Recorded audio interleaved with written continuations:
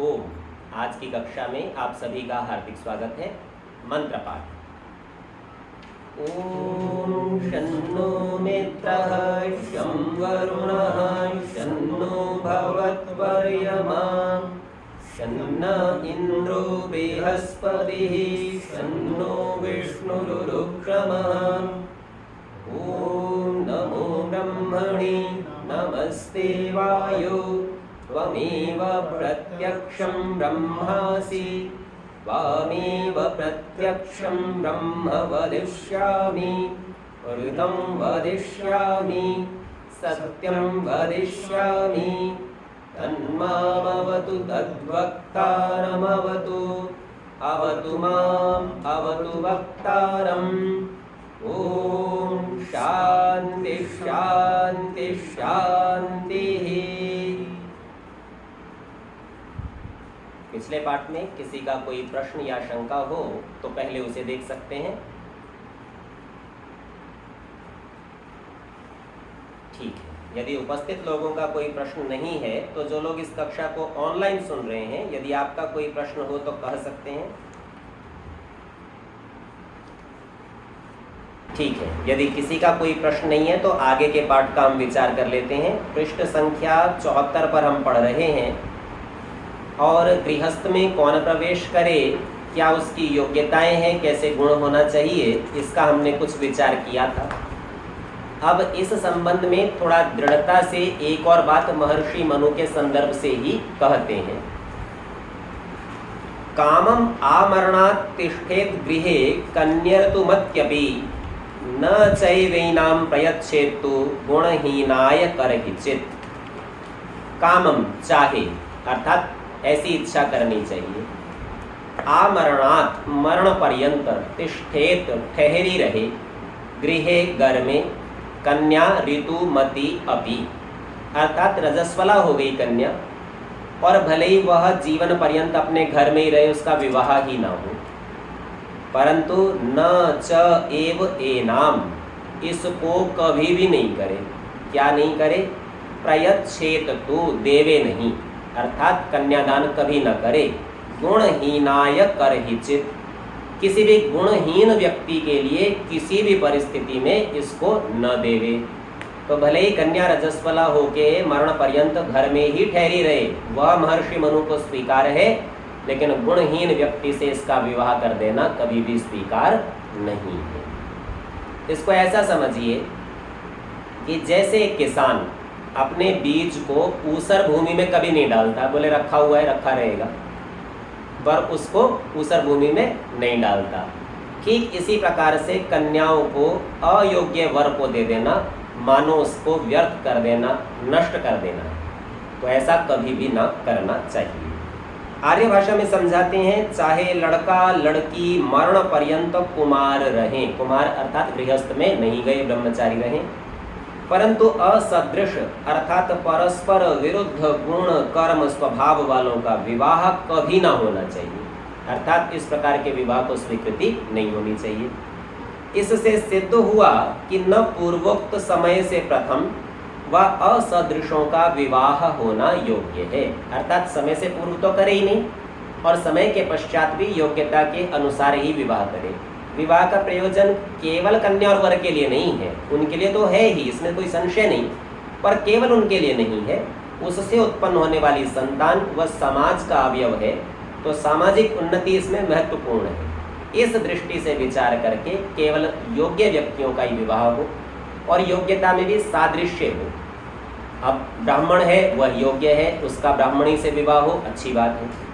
शूद्र को सामान्य तौर पर हम ये मानते हैं कि शूद्र योग्य नहीं है। अच्छा, योग्य नहीं है तो शूद्र का विवाह होगा या नहीं?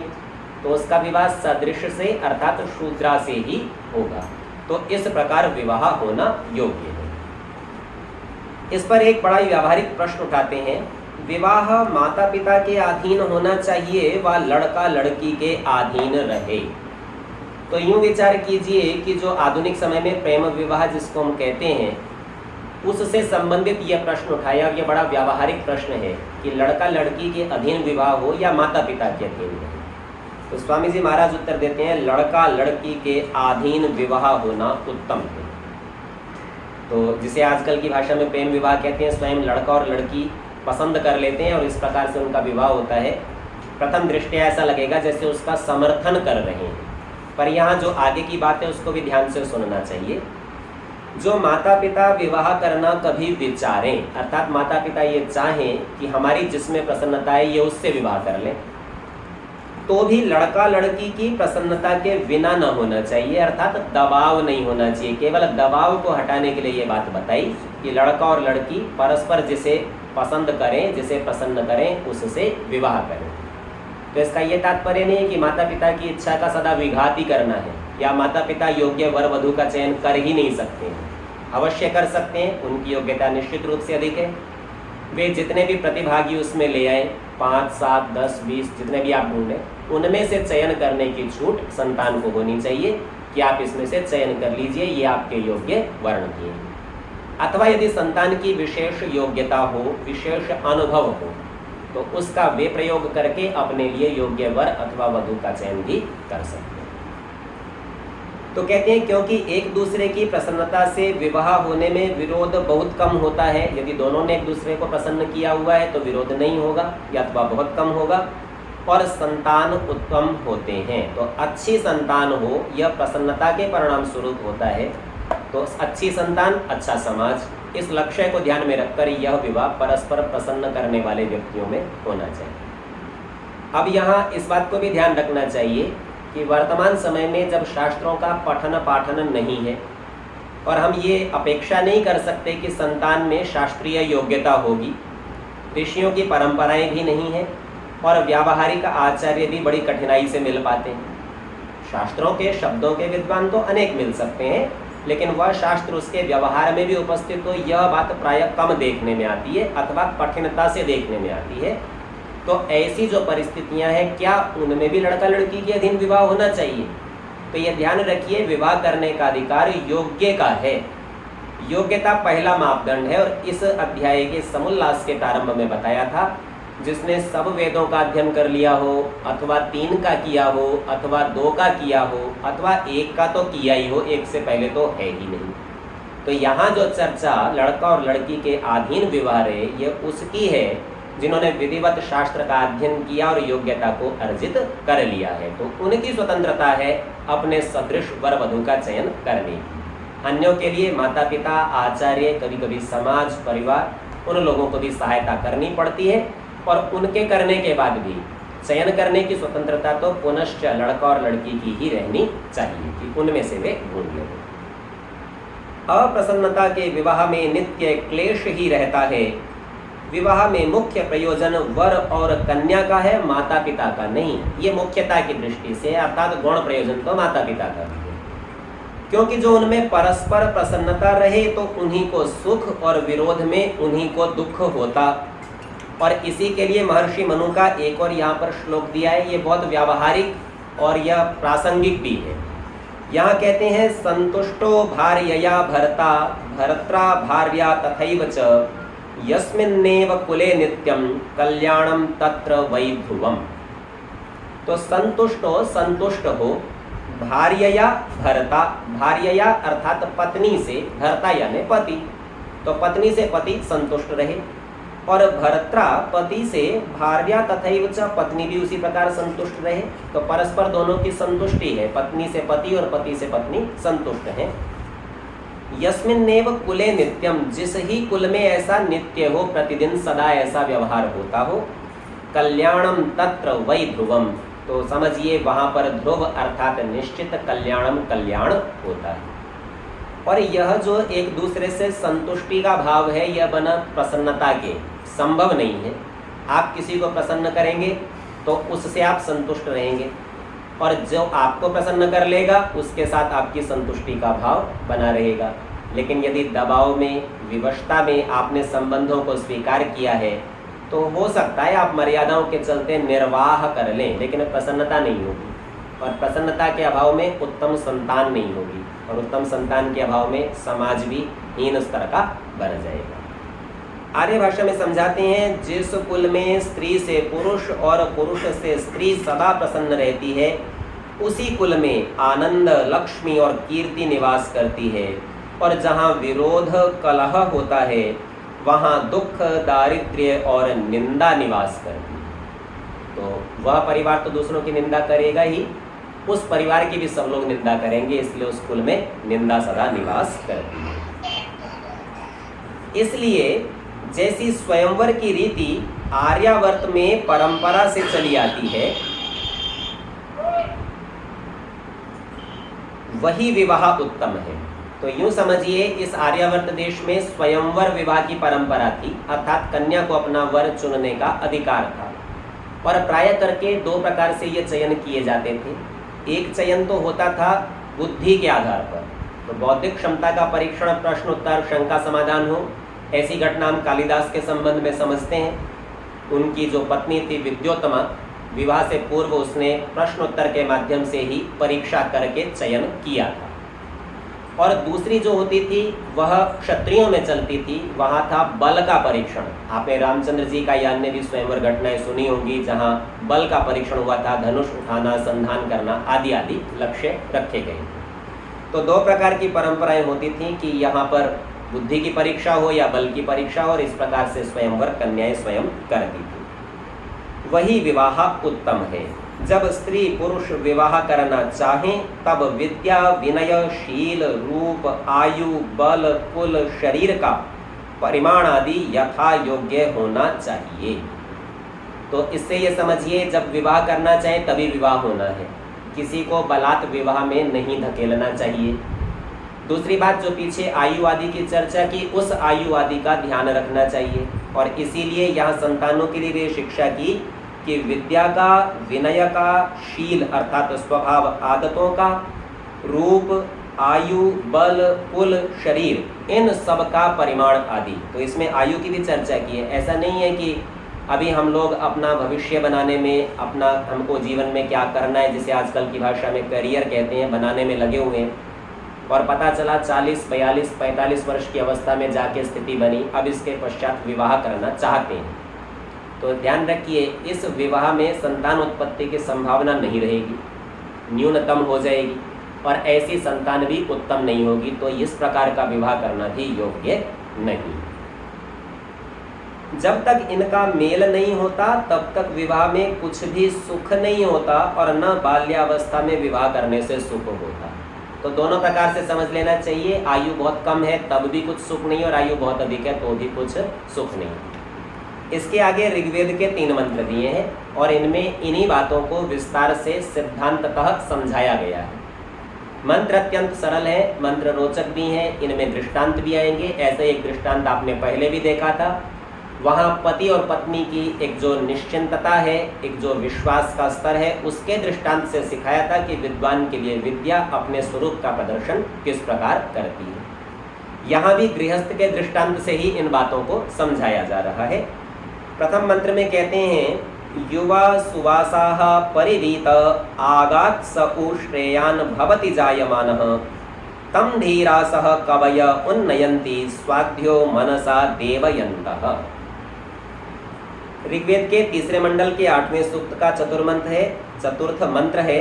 इस मंत्र का ऋषि है विश्वामित्र, और इसका देवता है विश्वे देवा। विश्वे शब्द संपूर्ण के लिए प्रयोग किया जाता है। देवा अर्थात विद्वान, विद्वान सो वही देवा, जो विद्वान है उन सबको देव नाम से कहते हैं। तो वास्तव में स्वामी जी महाराज ने इस मंत्र का शीर्षक रखा है पुनः कीदृशो विद्वान भवति, अर्थात विद्वान होता कैसा है। और इस मंत्र को यहाँ उद्धृत करने से हम ये समझ लेंगे कि जो विद्वान है केवल उसी का ही गृहस्थ में प्रवेश का अधिकार है। तो पहले सामान्य संस्कृत से हिंदी में समझते हैं। ये कहते हैं युवा, कोई व्यक्ति युवा होना चाहिए, अर्थात वृद्ध का विवाह नहीं करना और बालक का विवाह भी नहीं करना। और युवा भी कैसा होना चाहिए, सुवासाह, सु माने अच्छा, वास माने वस्त्र, बड़े अच्छे वस्त्र पहने हुए। अब इस बात का विचार आपको उपदेश मंजरी में देखना चाहिए। वहाँ संस्कारों की चर्चा की, ये 7वें उपदेश का विषय है, यज्ञ और संस्कार। और वहाँ कैसे बताया कि एक उपनयन संस्कार है, आप सब यज्ञोपवीत संस्कार के नाम से भी उसको जानते हैं, यज्ञोपवीत पहनाया जाता है। और वह उस संस्कार के संबंध में बहुत स्पष्टता से कहा, बोले यज्ञोपवीत कुछ नहीं है, ये आपका आभूषण है। ये यह बताता है कि आप विद्या के ग्रहण करने में तत्पर है अथवा आप विद्या को प्राप्त कर चुके हैं। सो जैसी जैसी विद्या वैसे वैसे यज्ञोपवीत होते हैं। उसी तरह के आकर्षक, जैसे आप आभूषण भिन्न भिन्न प्रकार के पहनते हैं, तो वहाँ यज्ञोपवीत भी भिन्न भिन्न प्रकार के उन्होंने बताए हैं। अलग अलग वर्ण के लिए कहीं सन का है, कहीं कपास का है, कहीं रेशम का है, कहीं मूंज का है। तो अलग अलग प्रकार के अलग अलग वर्णों को अलग अलग विद्या के स्तर से यज्ञोपवीत दिए जाते हैं। ये ही इसकी सुंदरता आभूषण है, भूषण रूप यह चिन्ह है। तो यहाँ जब का सुवासा तो समझिए ये बहुत अच्छे आभूषणों से सजा हुआ है, अच्छा लग रहा है अपने वस्त्र पहन के, आभूषण पहन के। ऐसा युवा हो, परिवीत सब ओर से ढका हुआ। अब एक अर्थ तो इसका है ढकना, और यूं समझिए यहाँ विद्या की चर्चा है तो इतना पढ़ा लिखा है कि शास्त्रों से ओतप्रोत है, ऐसा परिवीत, ये उसकी विशेषता बता रहे हैं। आ अगात स, आ माने समन्तात सब ओर से, अगात प्राप्त हो गया है, स माने वह, उ निश्चय से, श्रेयान भवति श्रेयस्कर होता है, प्रशंसनीय होता है। कैसा? जायमान। अब इस जायमान शब्द को समझिए। सामान्य तौर पर जायमान का अर्थ है उत्पन्न होता हुआ, पर वास्तव में उसकी उत्पत्ति क्या है? हम लोग समझते हैं संसार में मनुष्य माता से उत्पन्न होता है, तो यहाँ भी विद्या को माता के समान मान लिया कि वो विद्या माता से उत्पन्न हुआ है, अर्थात विद्यावान विद्वान हो गया है।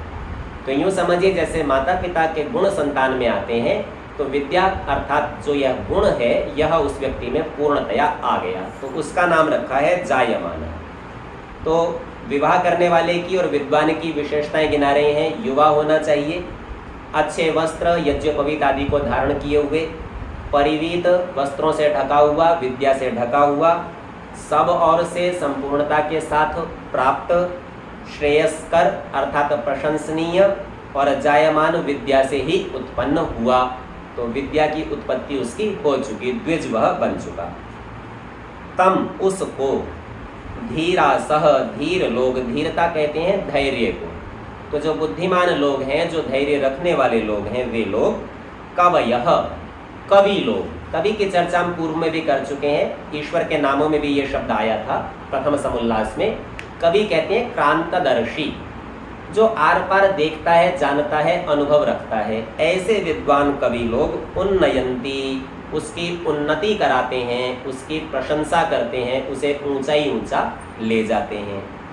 स्वाध्यो मनसा देवयन्तः, स्वाध्यो, अब यह स्वाध्य शब्द को समझिए।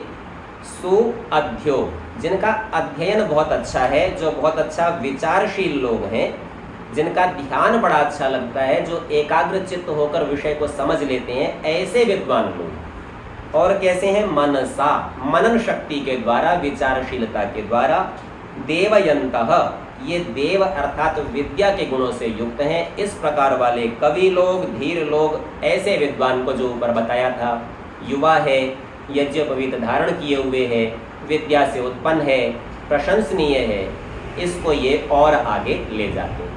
तो ब्रह्मचारी को आगे ले जाना, इसका तात्पर्य है गृहस्थ में ले जाते हैं। तो ये गृहस्थी के लिए यहाँ पर मंत्र को इन्होंने उपस्थित किया। इससे पूर्व हम अगला मंत्र पढ़ें। इसी मंत्र का जो आर्य भाषा में अर्थ पृष्ठ संख्या 75 पर किया है, उसको देख लेते हैं। स्वामी जी महाराज इस मंत्र का अर्थ करते हैं, जो पुरुष सब ओर से यज्ञोपवीत ब्रह्मचर्य सेवन से उत्तम शिक्षा और विद्या से युक्त।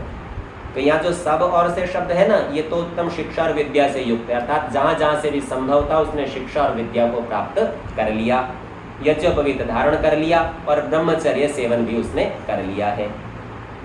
ऐसा सुंदर वस्त्र धारण किया हुआ, ब्रह्मचर्य युक्त, पूर्ण जवान होके, यहाँ ज्वान शब्द आधा जकार शब्द है, छापे खाने का दोष है, पूर्ण जवान होके विद्या ग्रहण कर गृह आश्रम में आता है। अब ये जो आता है इन्होंने लिखा है, इससे पूर्व कोष्टक में आगात शब्द लिखा है, तो यहाँ इसको थोड़ा खोल लेना चाहिए। ये आ अल्प विराम लगा के अगात, तो इसमें आ उपसर्ग है वो छिपा न रह जाए असमन्तात अर्थ को कहने के लिए, तो संधि होके तो आगात ही बनेगा, इसमें कोई संशय नहीं है, पर स्पष्टता की दृष्टि से अलग कर लेना चाहिए। आ अगात आता है। स उ, वही दूसरे विद्या जन्म में। अब ये ध्यान रखिए, पहली बार माँ की कोख से पैदा हुआ था, दूसरी बार विद्या की गोद से पैदा हो रहा है, तो कह रहे हैं दूसरे विद्या जन्म में जायमाना अर्थात प्रसिद्ध होकर, हमने इसका अर्थ किया था उत्पन्न होता हुआ, तो विद्या से उत्पत्ति का तात्पर्य है उसका यश, उसकी विद्या की कीर्ति सब और फैल गई, इसलिए इसे यहाँ अर्थ किया प्रसिद्ध होकर, अर्थात विद्या से उत्पन्न हो गया।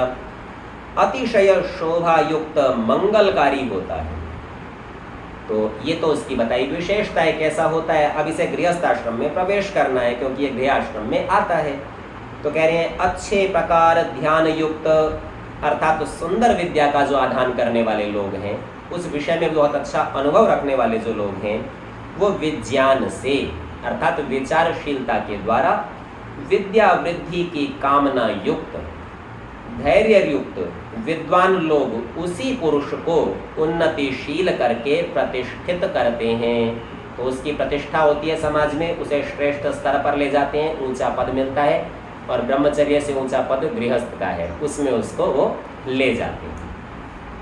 और जो ब्रह्मचर्य धारण विद्या उत्तम शिक्षा का ग्रहण किए बिना अथवा बाल्यावस्था में विवाह करते हैं, वे स्त्री पुरुष नष्ट भ्रष्ट होकर विद्वानों में प्रतिष्ठा को प्राप्त नहीं होते। तो यूं समझिए इस सारे मंत्र का तात्पर्य यह है कि जिस मनुष्य की धार्मिक और विद्वान लोग प्रशंसा करते हैं वही विद्वान है, और जो विद्वान है वही गृहस्थ आश्रम का अधिकारी। ये तो है सर्वश्रेष्ठ स्थिति, जैसे हमने थोड़ी देर पहले चर्चा की थी, शूद्र विद्वान तो नहीं है पर गृहस्थ का अधिकारी तो वो भी। पर यहाँ एक शर्त अनिवार्य है, धार्मिक और विद्वान लोगों ने उसकी प्रशंसा करनी चाहिए। अब ये दोनों जो मैं विशेषण लगा रहा हूँ, धार्मिक भी और विद्वान भी, इसका भी बहुत ध्यान रखना चाहिए। यदि केवल धार्मिक लोग प्रशंसा करते हो तो पर्याप्त नहीं है, और केवल विद्वान लोग प्रशंसा करते हो तो भी पर्याप्त नहीं है। तो जब दोनों लोग मिलकर प्रशंसा करते हैं तब ये समझिए कि ये व्यक्ति योग्य हो गया और इसे गृहस्थ आश्रम में जाना चाहिए। पुनः पृष्ठ संख्या 74 पर दूसरे मंत्र का विचार करते हैं। ऋग्वेद का ही मंत्र है, आधेनवो धुनयन्ताम अशिष्वीः सवर्दुघाः शशया अप्रदुग्धाः नव्या नव्या युवतयो भवन्तीर्महद्देवानां असुरत्वमेकम्। इस मंत्र में दृष्टांत दिए, जैसे दृष्टांत पहले दिए गए थे मंत्रों में, तो यहाँ कहते हैं आधेनवो। आ का अर्थ है सब और से, धेनु कहते हैं गाय को, पर धेनु शब्द का केवल इतना ही अर्थ नहीं है। जैसे गाय को हम दूहते हैं, उससे दुग्ध आदि उत्तम उत्तम पदार्थ मिलते हैं, दूध है, घी है, मक्खन है, उसी प्रकार से यहाँ धेनु कहने से उस पदार्थ का ग्रहण करना है जिससे हमें उत्तम उत्तम पदार्थ मिल सकते हैं। तो इसकी चर्चा कुछ आगे आएगी और कुछ हम पीछे देख चुके हैं। मनुस्मृति का ये विषय है। वहाँ कहा था वाच्य अर्था पदार्था सर्वे वांगमूला वांग निस्सृताः, अर्थात वाणी के अंदर ही सारे पदार्थ नियत हैं। आपको संसार का कोई भी पदार्थ चाहिए वो वाणी के द्वारा प्राप्त होता है। उसका आप नाम ले सकते हैं, बता सकते हैं, कह सकते हैं, आपको चाहिए तो उसका आप व्यवहार कर सकते हैं। तो वाणी से बाहर संसार का कोई पदार्थ नहीं है, सारे पदार्थ वाणी की पकड़ में है। अब यहाँ भी यही कह रहे हैं कि धेनवा दुहे जाएं, तो समझिए धेनु का यहाँ पर वाणी लेना है। वाणी से सारे संसार को दुहा जा सकता है, इसलिए धेनु वाणी है। आधेनवो, ये जो हमारी वाणी है, ध्वनयंताम, क्या करें हम? अब ध्वनयंत शब्द का सीधा अर्थ तो है कंपाना, अर्थात गति देना, चलाएं, प्राप्त कराएं। कैसे? अशिष्वीः, शिशु कहते हैं छोटे को, अल्प अवस्था वाले को। तो ये अशिष्वी धेनु है, ऐसी गायें हैं जो छोटी नहीं है, अर्थात दुहने के योग्य हो गई हैं, बड़ी हो गई हैं, जिनसे दूध प्राप्त हो सकता है, इस प्रकार वाली ये गायें हैं। और कैसी हैं? तो कहते हैं सबर दुघाः। तो दुघा शब्द दोहन अर्थ में है। सबर दुघा सब कुछ प्राप्त करा सकती हैं, इस प्रकार वाली जो गायें हो, तो जिनकी इस प्रकार की वाणी हो। यूँ समझिए जिसने चारों वेदों का ज्ञान प्राप्त कर लिया वही संसार के सब पदार्थों का दोहन कर सकता है। ऐसी वाणी से ही पदार्थ प्राप्त किए जा सकते हैं। शशया, शशया अर्थात तो सोती हुई के समान। अब इस विशेषण को समझिए। कोई व्यक्ति केवल तभी सोता है जब वो निश्चिंत होता है। अगर वो चिंता में लगा हो तो करवट बदलता रहता है पर सो नहीं सकता है। तो ये समझिए केवल शब्द शब्द नहीं आते हैं इस व्यक्ति को, इस विद्वान को। इसका ज्ञान इस तरह का है कि इसने इसका अनुभव कर लिया और ये निश्चिंत है। अब इसे ज्ञान के संबंध में संशय संदेह नहीं है। तो जो ऐसे ज्ञान वाला व्यक्ति है और उसके लिए ये गाय अर्थात वाणियाँ हैं, ये वाणियाँ ये गति कराती हैं, ये वाणियाँ परिपक्व हैं, शिशु नहीं हैं। तो परिपक्व अवस्था की हैं, सब पदार्थों का दोहन कराने वाली हैं, और अप्रदुग्धाः अर्थात पहले से इनका दोहन नहीं किया गया है। आपके सामने गाय ले आए और उसका पहले ही दूध निकाल लिया और फिर आपसे कहें लो जी अब इसका आप दूध निकाल लीजिए, आपको कुछ भी प्राप्त नहीं होगा। तो ये विशेषण बनाया कि जिसका किसी व्यक्ति ने विज्ञान का प्रयोग किया, अनुभव किया, निश्चिंतता के साथ बैठा है, सामर्थ्य से युक्त है, और वह सामर्थ्य पूरा का पूरा है, पूर्णता का प्रतीक है। ये शब्द अप्रदुग्धाः, जो गाय दूही नहीं गई अर्थात पूर्णता से युक्त हैं, अधूरापन कुछ भी कमी उसमें नहीं है। नव्या नव्या, नई नई, अर्थात ये जो वाणी, ये जो ज्ञान है, इससे नए नए पदार्थों को प्राप्त करना है, नई नई बातों का विचार करना, समझना है। युवतयो, युवतियाँ, अब ये विवाह के संबंध में चर्चा आ रही है। इस प्रकार की युवतियाँ जो युवा हो, युवा कहने से तात्पर्य केवल कन्या का ही ग्रहण नहीं है। तो जैसे वहाँ धेनु की चर्चा थी ना, धेनु कैसी हो, युवा हो, बहुत वृद्ध होगी तो दूध देना बंद कर चुकी होगी, और बहुत ही शिशु होगी तो भी दूध देना प्रारंभ ही नहीं किया। दोनों ही बातें पूर्णता से बाहर हैं, श्रेष्ठता से बाहर हैं। तो इस प्रकार की ये धेनु है। भवंती, ऐसी होती हुई, महद देवानाम, जो बहुत बड़े विद्वानों के, असुरत्वम एकम। अब ये दो शब्द बड़े रोचक हैं। एक तो एक शब्द परमेश्वर के लिए प्रयोग होता है क्योंकि पूरे संसार में एक वही है, बाकी कोई भी एक नहीं है। तो यूं समझिए, सर्वश्रेष्ठता को दर्शाने के लिए कह दिया एक, अर्थात परमेश्वर को प्राप्त कराती हैं ये गाय, गाय यानी ये वाणियाँ, ये ज्ञान विज्ञान। और असुरत्वम, सामान्य तौर पर असुर कहते हैं राक्षस को, और असुरत्व राक्षसपना। परंतु यहाँ कैसी चर्चा कर रहे हैं ये, बोले असुर क्या होता है, बोले वो मार काट करके हटाता है दूसरे को। तो यदि ये वेदवाणी है तो ये किसको मार काट करके हटाएगी, तो बोले ये दोषों को मार काट करके हटाएगी। तो असुरत्वम जो दोषों को हटाने वाली है, और एक यानी परमेश्वर को प्राप्त कराने वाली है, इस प्रकार की वाणियाँ जिसके पास हो। अब चर्चा चल रही है विद्वान की। ऐसी वाणी नए नए पदार्थों को उपलब्ध कराती है, गाय के समान है, जिसको दूहा नहीं गया ऐसी गाय के समान है, युवती गाय के समान है, ये सारे विशेषण लगाए और सब संसार के पदार्थों को प्राप्त करा सकती है। अब इस सारे को गृहस्थ आश्रम में प्रवेश करने वाले के साथ जोड़ दीजिए, अर्थात स्त्री और पुरुष भी इसी प्रकार के हों जो पूर्णता को प्राप्त किए हों, एकम अर्थात परमेश्वर में अपना ध्यान लगाए हों, सबर दुघा अर्थात संसार के सब पदार्थों को उपस्थित करने का सामर्थ्य रखते हों, और केवल उपस्थित नहीं उनके उपयोग करने का भी सामर्थ्य रखते हों, युवा हों, ऐसे लोग गृहस्थ आश्रम में प्रवेश करें। तो दृष्टांत के माध्यम से दृष्टांत को समझाया। आर्य भाषा में स्वामी जी कैसे कहते हैं, 100 पृष्ठ संख्या 75 पर हम देख लेते हैं। तो कहते हैं, जो किसी से दुही न हो उन गौओं के समान, बाल्यावस्था से रहित अर्थात युवावस्था को पहुंची हुई, सब प्रकार के उत्तम व्यवहारों को पूर्ण करने हारी, कुमारावस्था को उल्लंघन करने हारी। कुमारावस्था बाल्यावस्था की ऊपरी स्थिति है, लेकिन युवावस्था से पूर्व, तो उस अवस्था का उल्लंघन अर्थात पार करके युवावस्था को पहुंची हुई, नवीन नवीन शिक्षा और अवस्था से पूर्ण अर्थात उनके अंदर नूतनता है, वर्तमान इस प्रकार जो व्यवहार करने वाली हैं, पूर्ण युवावस्थास्थ स्त्रियां, ब्रह्मचर्य सुनियमों से पूर्ण विद्वानों के अद्वितीय बड़े प्रज्ञा शास्त्र शिक्षा युक्त प्रज्ञा में रमण के भावार्थ को प्राप्त होती हुई। तो दोनों की चर्चा हो गई, यहाँ स्त्रियां कैसी हों और पुरुष कैसे हों, दोनों के लिए विद्वान और विदुषी विशेषण एक एक शब्द में कहा जा सकता है, और ऐसा जो पूर्णता से युक्त है। तरुण पतियों को प्राप्त होके, तरुण अर्थात युवा, युवा पतियों को प्राप्त होके गर्भ धारण करें। तो ये तो इस मंत्र का सीधा अर्थ हुआ। अब यहाँ पर कुछ विशेष बात, कुछ सजग कर रहे हैं, सतर्क कर रहे हैं, कभी भूल के भी बाल्यावस्था में पुरुष का मन से भी ध्यान न करें। यही बात स्त्री के लिए भी है, यही बात पुरुष के लिए भी है। पुरुष को भी कभी भी स्त्रियों का भी मन से भी ध्यान न करना चाहिए, क्योंकि यही कर्म इस लोक और परलोक के सुख का साधन है। बाल्यावस्था में विवाह से जितना पुरुष का नाश, उससे अधिक स्त्री का नाश होता है। स्वामी जी महाराज ने जब वेद भाष्य में इस मंत्र का अर्थ किया तो वहाँ भाव के रूप में एक उपदेश और दिया, और वे कहते हैं, सब विद्याओं से युक्त वाणियों को प्राप्त होकर विद्वान लोग सुखी होते हैं। तो जैसे विद्वान के लिए ज्ञान विद्या वाणी है, ठीक उसी प्रकार से पुरुष के लिए स्त्री है। जैसे कोई भी पुरुष उत्तम स्त्री की कामना करता है, वैसे ही विद्वान को उत्तम वाणी की कामना करनी चाहिए। अर्थात ज्ञान ऐसा हो जो पूर्णता को लिए हुए हो, अधूरेपन वाला ना हो। यहाँ विशेषण कैसे बनाए? बालक भी अधूरा है और वृद्ध भी अधूरा है। बालक में अभी द्रव्य प्राप्त नहीं हुए और वृद्ध के क्षीण हो चुके, नष्ट हो चुके। इसीलिए युवावस्था पूर्णता की परिचायक है। इस प्रकार के ज्ञान को प्राप्त करने से सुख होता है।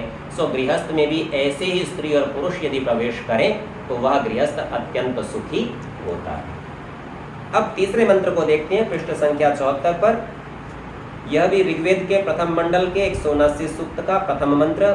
पूर्वीरहम शरदः शश्रमाण दोषा वस्तो रुषसो जरयन्ती ही मिनाति श्रियम जरिमा तनु नामप्यु नु पत्निर्वृषणो जगम्युः। इस मंत्र की प्रथम पंक्ति में जहाँ दोषा वस्तो लिखा हुआ है, ये पद पुस्तक में छापे की भूल से जुड़ गए हैं। ये अलग अलग होने चाहिए, ये अलग अलग पद है।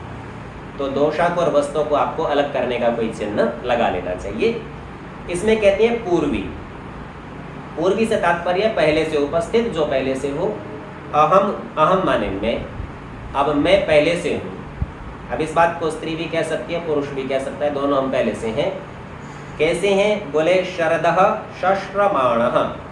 सामान्य तौर पर जो ये ऋतुओं का वर्णन किया जाता है, ये काल को बताने के लिए किया जाता है। काल के माप है ऋतु। और कैसा कहते हैं? वह 100 शरद ऋतुओं तक जिया, अर्थात 100 वर्षों तक जिया। वर्ष में एक बार एक ऋतु आती है। तो यहाँ भी जब शरदः कहा तो ये वर्ष का ग्रहण करा देगा। और वर्ष कैसे बीते? बोले शश्रमाणः, श्रम करते हुए बीते, तप से युक्त होकर बीते।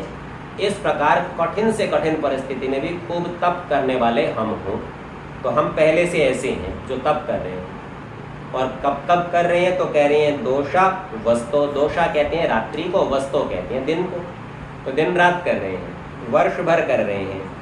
उषसो जरयंती ही, उषा काल अर्थात प्रातः काल को, जरयंती जरण को प्राप्त करा रही है, क्षीण कर रही है, घिस रही है। तो देखिए प्रातः काल है, दिन का प्रारंभ, और आप परिश्रम कर रहे हैं। करते करते दिन ढल जाएगा तो क्या होगा? आपने दिन बिता दिया, अर्थात खर्च कर दिया। तो इसी बात को ये कह रहे हैं कि प्रातः काल का जरण करने वाली, व्यतीत कर देने वाली, खर्च कर देने वाली दिन और रात्रि और वर्ष भर, अर्थात प्रत्येक समय में कोई भी समय ऐसा नहीं होता जब ये तप नहीं कर रहे। बोले ऐसे हम पहले। अब तो बोले अब मिनाति श्रियम जरिमा तनु नाम अपि उ नु पत्निर्वृषणो जगम्युः। पत्नी ये क्या करे? वृषणो, वृष को, जगम्यु प्राप्त करे। अब वृष कहते हैं वर्षा करने में सक्षम, सेंचने में सक्षम। तो ऐसे पति को प्राप्त करे जो वीर्य दान में समर्थ हो, पत्नी उसको प्राप्त करे। क्यों? क्योंकि गृहस्थ में होना क्या है? बोले मिनाति। मिनाति अर्थात समाप्त होता है, हिंसा होती है, नष्ट होता है।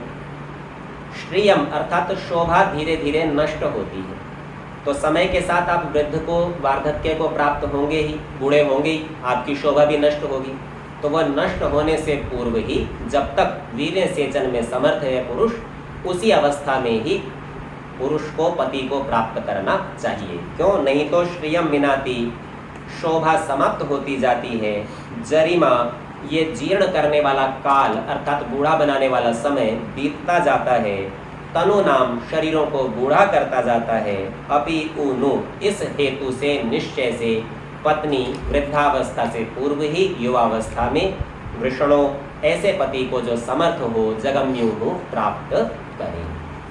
आर्य भाषा में इसके अर्थ को देखते हैं, पृष्ठ संख्या 75 पर समझाते हैं। जैसे शीघ्र अत्यंत श्रम करने हारे, वीर्य सींचने में समर्थ पूर्ण युवावस्था युक्त पुरुष युवावस्थास्थ हृदयों को, प्रिय स्त्रियों को प्राप्त होकर पूर्ण 100 वर्ष व उससे अधिक वर्ष आयु को आनंद से भोगते और पुत्र पौत्रादि से संयुक्त रहते रहें, वैसे स्त्री पुरुष सदा वरतें। तो यूँ समझिए, आप गृहस्थ में यदि नहीं गए तो भी आयु तो क्षीण होगी। और वहाँ पर बताया था वीर्य के संबंध में सुश्रुत के प्रमाण से कि बढ़ने तक की एक अवस्था है, उसके बाद किंचित परिहानिश चेती, कुछ ना कुछ हानि तो होनी है। तो बोले काल तो बीत ही रहा है, हानि तो होनी है, शोभा तो जा ही रही है। इसलिए उसके जाने से पूर्व पूर्ण परिपक्वावस्था में ही इस अवसर का उपयोग करना चाहिए संतानोत्पत्ति के लिए, इसलिए गृहस्थ में प्रवेश करना चाहिए। जैसे पूर्व वर्तमान शरद ऋतुओं और वृद्धावस्था को प्राप्त कराने वाली प्रातः काल की वेलाओं को रात्रि और दिन शरीरों की शोभा को अतिशय वृद्धपन बल और शोभा को दूर कर देता है, तो प्रत्येक शरद ऋतु में प्रत्येक वर्ष के बीतने के साथ हमारी शोभा कम होती जाती है, हम बूढ़े होते जाते हैं। प्रतिदिन प्रातःकाल हो ही जाता है, रात्रि में शयन किया था बड़े आनंद से, सुबह उठते हैं तो थोड़े और बूढ़े एक दिन पुराने हो जाते हैं। तो बोले ऐसे हमारी शोभा दूर होती है, वैसे मैं स्त्री व पुरुष अच्छे प्रकार निश्चय करके ब्रह्मचर्य से विद्या, शिक्षा, शरीर और आत्मा के बल और युवावस्था को प्राप्त हो ही के विवाह करूं, अर्थात पूर्ण अवस्था में ही करूं, उससे पूर्व नहीं। और इससे विरुद्ध करना वेद विरुद्ध होने से सुखदायक विवाह कभी नहीं होता।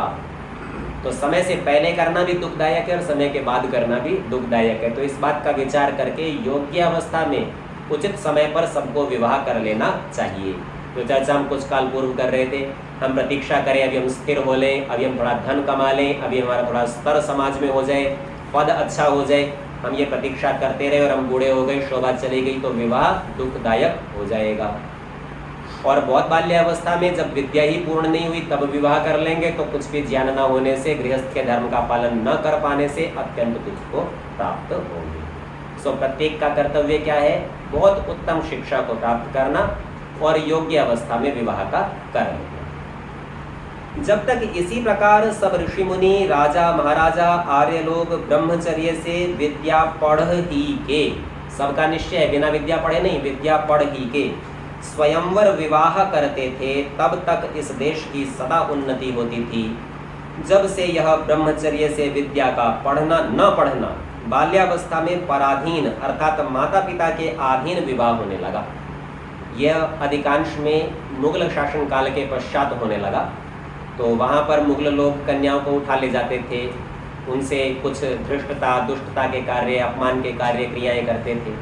ऐसी बातों होने से माता पिता ने सोचा इनका बाल्यावस्था में विवाह कर दो, तो विवाह होने के पश्चात कदाचित न ले जाएं। यद्यपि ऐसा हुआ नहीं, पुनरपि ये प्रथा समाज में चल पड़ी, तो माता पिता के अधीन बाल्यावस्था में विवाह होने लगा। तब से क्रमशः आर्यावर्त देश की हानि होती चली आई है। इससे इस दुष्ट काम को छोड़ के सज्जन लोग पूर्वोक्त प्रकार से स्वयंवर विवाह किया करें।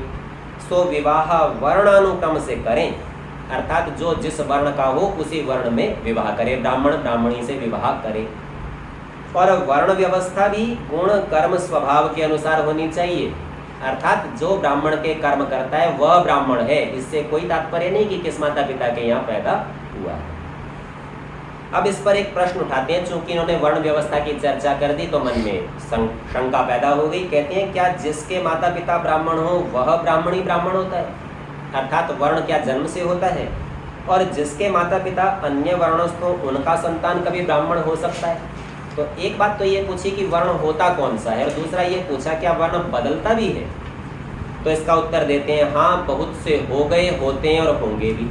ये दूसरे प्रश्न का उत्तर है। जब पूछा था कि अन्य वर्ण में उत्पन्न हुआ तो क्या ब्राह्मण बन सकता है, तो उत्तर दिया हाँ, बहुत से हो गए, आज भी होते हैं और आगे भी होंगे।